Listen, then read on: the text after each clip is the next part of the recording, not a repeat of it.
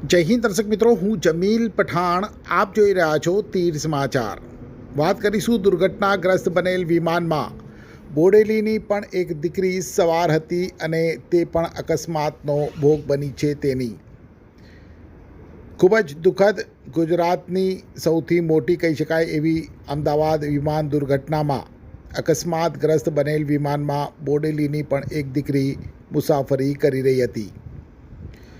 મૂળ છોટાઉદેપુર જિલ્લાના બોડેલીની ગંગાનગર સોસાયટીમાં રહેતા દિલીપભાઈ પટેલની પુત્રી નેન્સી પટેલ કે જેના વર્ષ 2018માં વડોદરા ખાતે લગ્ન થયા હતા અને ત્યારબાદ તેના પતિ સાથે તે લંડન મૂવ થઈ હતી. હાલ તેની 2 વર્ષની દીકરી છે, જેને દાદા દાદી પાસે મૂકવા માટે 10 દિવસ પૂર્વે નેન્સી ભારત આવી હતી અને આજે પરત જવા રવાના થઈ હતી. આજે સવારે તેણે પોતાના પરિવાર સાથે મોબાઈલ ઉપર ચેટિંગ કરી પોતાની ઇમિગ્રેશનની પ્રક્રિયા વિશે જણાવ્યું હતું, જે આપ તીર સમાચારના પ્લેટફોર્મ ઉપર જોઈ શકો છો. સાથે એરપોર્ટ ઉપર ઉતારેલા વિડીયો પણ તેણે શેર કર્યા હતા. નેન્સી જે પ્લેનમાં હતી તે પ્લેન દુર્ઘટનાગ્રસ્ત થયાના સમાચાર મળતા જ પરિવાર ઉપર જાણે આભ ફાટ્યાની સ્થિતિ સર્જાઈ હતી. નેન્સીના સમાચાર સાંભળતા બોડેલીમાં જ્યાં તેનું બાળપણ વીત્યું એ સોસાયટીમાં પણ માતમ છવાયો છે અને સોસાયટીના લોકો તેના આયુષ્ય માટે પ્રાર્થના કરી રહ્યા છે.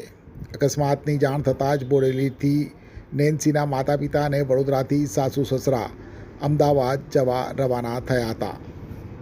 મારા મિત્ર અને મારા સોસાયટીમાં જ રહેતા દિલીપભાઈની દીકરી આ પ્લેનમાં હતી અને એના સગડ મેળવવા માટે અત્યારે એમનો પરિવાર ત્યાં ગયેલો છે અને આ દુઃખદ ઘટનાની અંદર એ ક્ષેમકુશળ હોય એવી આશા રાખું છું.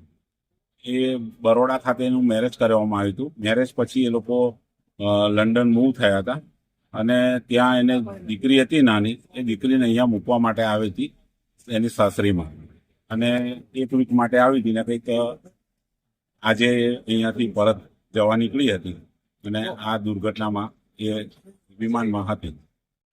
છોટાઉદેપુર સહિત રાજ્ય, દેશ અને દુનિયાના સમાચાર જોવા માટે સબસ્ક્રાઈબ કરો તીર સમાચાર અને બેલ આઇકોન જરૂર દબાવો.